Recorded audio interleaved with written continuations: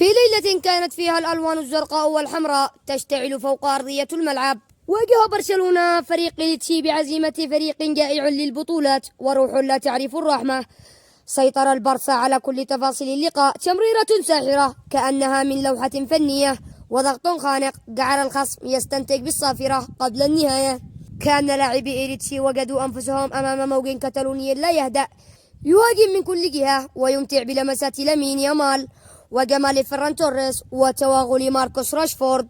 برشلونة اليوم لا يكتفي بالفوز بل يفرض هيبته ويبعث رسالة لكل من بالدوري الأسباني عنوانها إن زمن الخوف من الآخرين انتهى، والوقت الآن هو خوف الآخرين من برشلونة. الفريق الكتالوني يدخل المرحلة القادمة وهو في حالة غليان كروية استعدادا لمعركته المحلية القادمة، وكأن لاعبيه يقولون بصوت واحد من يقف أمامنا سيسحق.